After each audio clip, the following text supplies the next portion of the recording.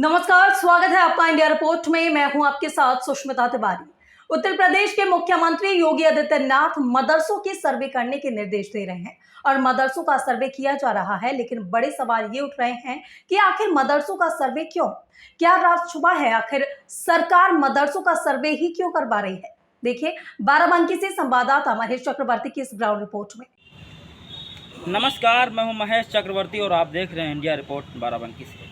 लगातार उत्तर प्रदेश के मुख्यमंत्री योगी आदित्यनाथ उत्तर प्रदेश में मदरसों पर जांच टीम गठित करके उन्हें सर्वे कराने का आदेश दिया है। तो हम वहीं ऐसी एक हकीकत पे बात करेंगे, ज़मीनी स्तर से खबर दिखाएंगे कि आखिर मदरसों की हकीकत क्या है और किस तरह से, किस फंड से मदरसों का संचालन किया जा रहा है। तो हम बाराबंकी में उपस्थित हैं और बाराबंकी के कई लोग जो मुस्लिम समाज से, समुदाय से आते हैं, हम उनसे बात करेंगे कि आखिर मदरसों का संचालन और जो रजिस्टर्ड मदरसे हैं और जो गैर रजिस्टर्ड मदरसे हैं, जो रिफंड पे चल रहे हैं, जो चंदे से चल रहे हैं, उनकी क्या हकीकत है। आखिर सरकार जिस तरह से सर्वे के निर्देश दिए हैं, तो सर्वे कर करके सरकार क्या प्रस्तुत करना चाह रही, क्या निशा संदेश देना चाह रही कि आखिर मदरसों के सर्वे के बाद उन पे क्या एक्शन होगी, क्या कार्रवाई होगी या फिर कोई रिफंड मदरसों पे दिया जाएगा। तो हमारे साथ कुछ लोग हैं मुस्लिम समुदाय के, हम उनसे खास बातचीत करेंगे कि आखिर मामला ये क्या है। क्या नाम है आपका? जी, मैं मोहम्मद इब्राहिम अंसारी, जिलाध्यक्ष मदरसा आदमी के शिक्षक बाराबंकी, प्रदेश प्रवक्ता मदरसा आदमी के शिक्षक। अच्छा, लगातार बीजेपी सरकार जो है मदरसों पे जांच टीम गठित करके उनका सर्वे करा रही है, तो ऐसा क्या है मदरसों में, हकीकत क्या है मदरसों के बारे में आप क्या कहेंगे? देखिए, मदरसे का जो सर्वे होता है कोई नई बात नहीं है, हर साल होता आया है, लेकिन इस बार कुछ ऐसा हुआ बना के पेश किया जा रहा है।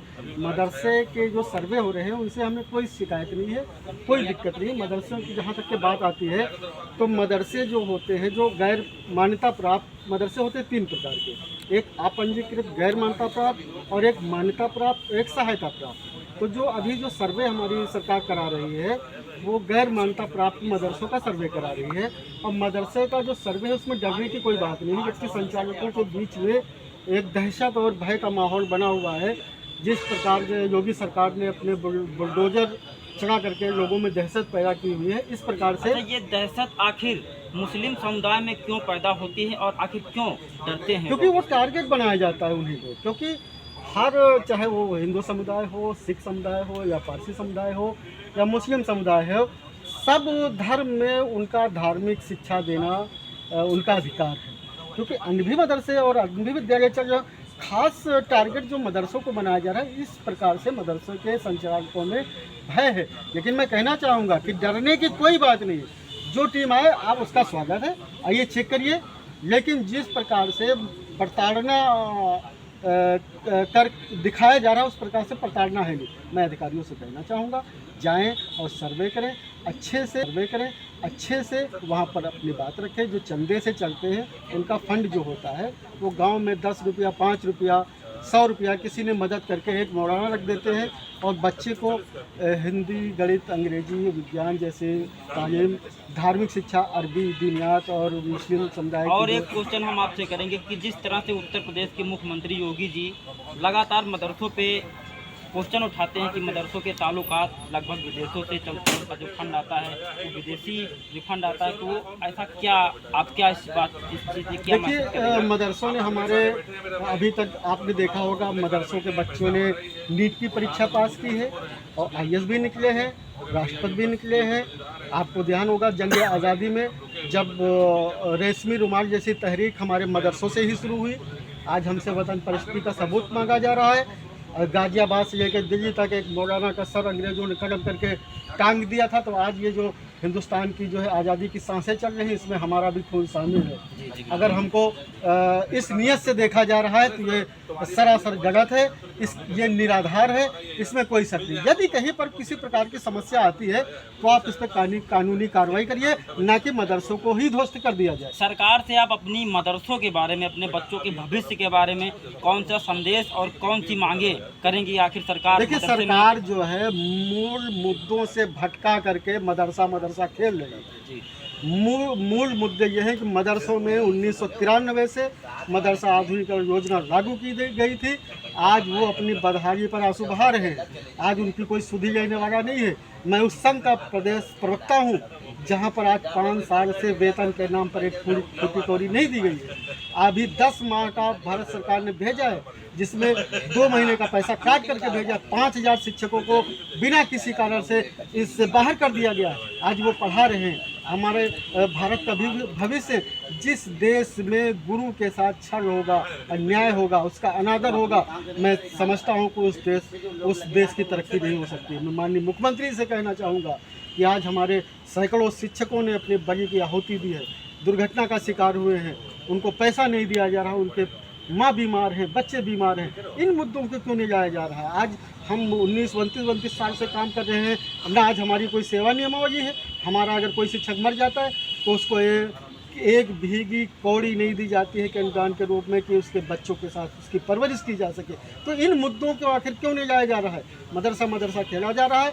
मूल मुद्दे ये है कि हमको प्रतिमाह वेतन दिया जाए और हमारी समस्या प्रदेश के उच्च अधिकारी, संबंधित विभाग के मंत्री और यहाँ तक माननीय मुख्यमंत्री योगी आदित्यनाथ जी से हमने मिल करके अपनी समस्याओं को कहा है।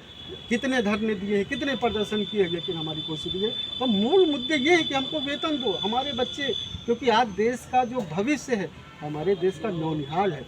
अगर उनको नौनिहाल को, भविष्य को, मुस्तकबिल को बनाने वाले शिक्षक भूखे रहेंगे तो हमारा देश का भविष्य कहाँ जाएगा?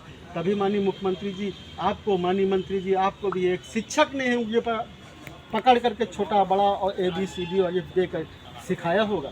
आज उसकी मर्यादा को पार किया जा रहा है। मैं तो कहना चाहूँगा कि अगर वेतन नहीं दे सकते हो तो एक आदेश जारी करवा दीजिए और सबको इकट्ठा करिए, आधुनिक शिक्षकों को, और उनकी हिदायत करिए। आखिर ये जो क्वेश्चन है, ये उठा क्वेश्चन, तो ये क्यों आखिर मदरसों पे जाकर के बिखर गया? ये तो सरकार की मंशा है। ये तो सरकार बताना चाहेगी कि हम जो आज ये मदरसों का सर्वे करा रहे हैं तो हमारी मंशा क्या है? तो संशय बना हुआ है। जिस तरह से भारत देश को सोने की चिड़िया कहा जाता था, कई समुदाय हमारे देश में रहते हैं, तो आखिर टारगेट मुस्लिम समाज को क्यों टारगेट बनाया? देखिए, ऐसा है, जो भारत सोने की चिड़िया थी और सोने की चिड़िया रही है।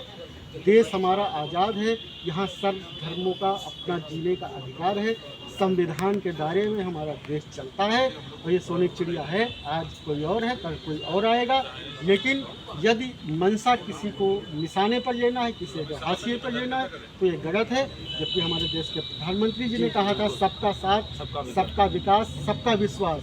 मैं चाहूँगा अगर एक समुदाय के अंदर भय है तो आप इसको दूर करिए और सबको मिला करके एक देश एक राष्ट्र करिए। हाल ही में भी हमारे देश का 75वां स्वतंत्रता दिवस महोत्सव मनाया गया, जिसमें करके दिखा दिया है मुसलमानों ने, मदरसों ने, कि हम वतन परस्ती का सबूत दे सकते हैं और हर घर तिरंगा, हर मदरसों में तिरंगा, बड़ी बड़ी रैलियों से पूरी दुनिया देखा है कि भारत के मुसलमान वतन परस्ती सबसे। ठीक, बहुत बहुत धन्यवाद आपका। न्यूज़ इंडिया पे आपने बात किया, मैं आपका आभार करूंगा। तो हमारे साथ बात करने के लिए उपस्थित थे बाराबंकी से।